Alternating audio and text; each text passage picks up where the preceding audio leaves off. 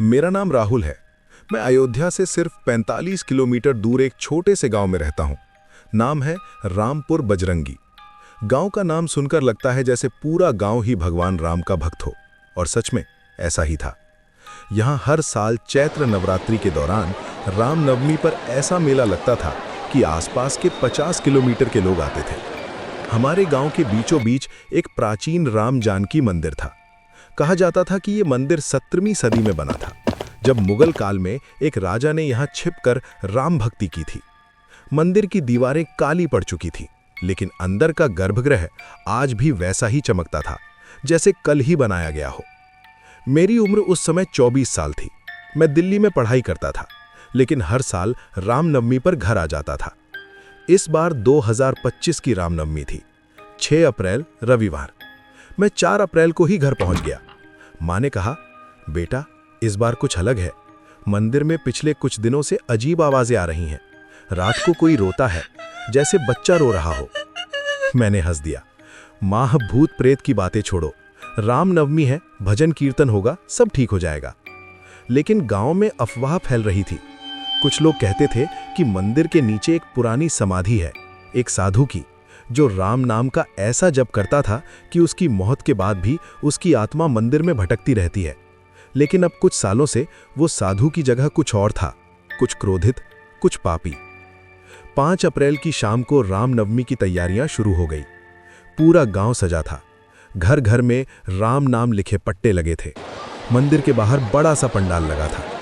रात 9 बजे से भजन शुरू होने थे। मैं अपने दोस्तों विक्की, सोनू और नेहा के साथ मंदिर गया। नेहा मेरी कॉलेज फ्रेंड थी, जो इस बार मेरे साथ गांव आई थी। वो शहर की लड़की थी, भूत प्रेत में बिल्कुल विश्वास नहीं करती थी। राहुल, तुम लोग सच में मानते हो कि भगवान राम आज जन्म लेते हैं? नेहा ने मजाक में पूछा। मानते हैं तो क्या हुआ, फील अच्छी आती है, मैंने कहा। रात 10:30 बजे भजन जोरों पर थे। हजारों लोग राम आएंगे गा रहे थे। मंदिर के गर्भगृह में राम, लक्ष्मण, सीता, हनुमान की मूर्तियां सजी थीं। सब कुछ परफेक्ट लग रहा था। तभी अचानक बिजली चली गई। पूरा इलाका अंधेरा हो गया।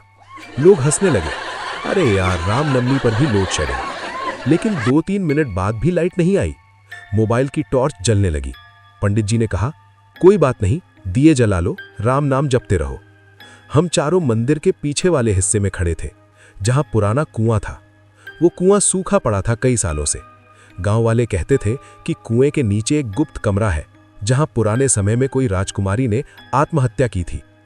अंधेरे में नेहा ने मेरी बाह पकड़ ली। राहुल, मुझे कुछ ठंड लग रही है। अरे पगली, अप्रैल में ठंड, मैंने हंसकर कहा। तभी कुएं की तरफ से आवाज आई, राम राम। बहुत धीमी लेकिन साफ आवाज, जैसे कोई बच्चा बुला रहा हो। हम सब चौंक गए। विक्की बोला, कौन है वहां?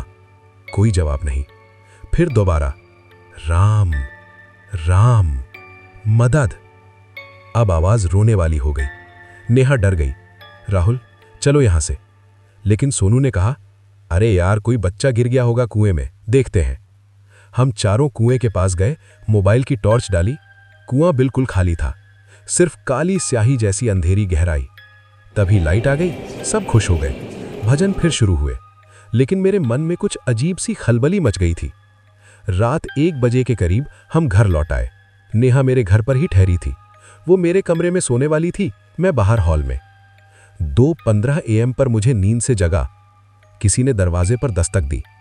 ठक ठक ठक, धीरे धीरे लेकिन लगातार। मैं उठा। बाहर कोई नहीं था। गली सूनी पड़ी थी। सिर्फ दूर मंदिर की तरफ से भजन की हल्की आवाज आ रही थी, सीताराम जी की जय। मैं वापस लेट गया, लेकिन 5 मिनट बाद फिर दस्तक, इस बार तेज। ठक ठक ठक ठक। मैंने दरवाजा खोला। बाहर कोई नहीं, लेकिन हवा में एक अजीब सी गंध थी, जैसे जलते अगरबत्ती और सड़े फूलों की मिली-जुली बदबू। अचानक मेरे कमरे की तरफ से चीख आई, नेहा की। मैं दौड़ा। नेहा बिस्तर पर बैठी रो रही थी। क्या हुआ? राहुल, कोई औरत मेरे पास खड़ी थी, सफेद साड़ी में। चेहरा नहीं दिख रहा था। वो बस मेरी तरफ देख रही थी और कह रही थी, राम मेरा बेटा है, राम मेरा बेटा है।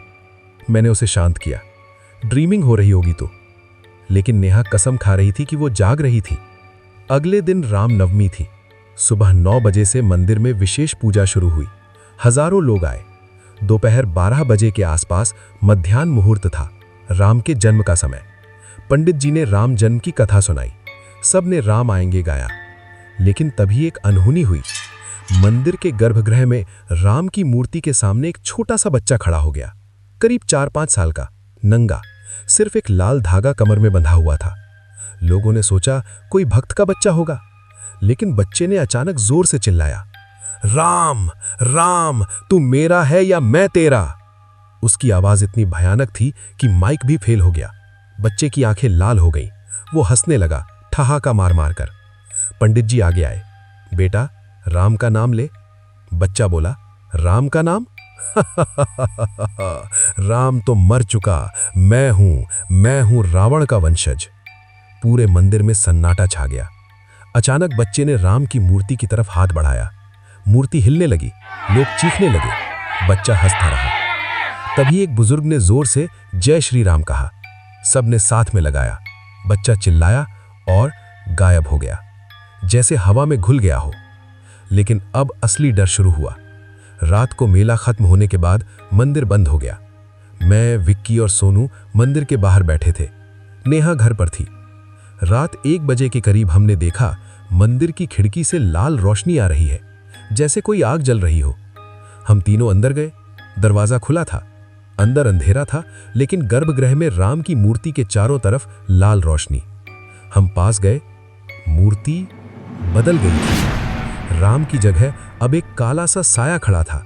10 सिर वाला नहीं, लेकिन आंखें लाल, दांत बाहर, हाथ में तलवार, और उसके पैरों में नेहा की चप्पलें पड़ी थी। नेहा की चप्पलें। हम चीखे। पीछे मुड़े तो नेहा वहां खड़ी थी, लेकिन उसकी आंखें सफेद। वो धीरे धीरे बोली, राहुल, राम नवमी पर राम नहीं, रावण आया, क्योंकि हमने उसकी बहन को कभी माफ नहीं किया। तभी हमें याद आया गांव की पुरानी कहानी। 17वीं सदी में मंदिर बनवाने वाले राजा ने एक राक्षसी को मार डाला था, रावण की बहन शूर्पणखा जैसी।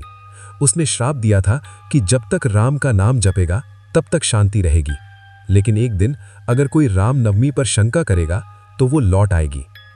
नेहा, या जो भी वो थी, हंसी। मैं शूर्पणखा हूं और आज राम नवमी है, मेरा बदला पूरा होगा। विक्की ने जोर से जय श्री राम चिल्लाया। नेहा का शरीर कांपने लगा। उसकी आंखें वापस नॉर्मल हुईं। वो गिर पड़ी, लेकिन साया अभी भी था। वो हमारी तरफ बढ़ा। हम भागे मंदिर से बाहर, लेकिन बाहर भी वही लाल रोशनी। पूरा गांव अंधेरा, सिर्फ मंदिर जल रहा था, लेकिन आग नहीं, लाल रोशनी। हम कुएं के पास पहुंचे।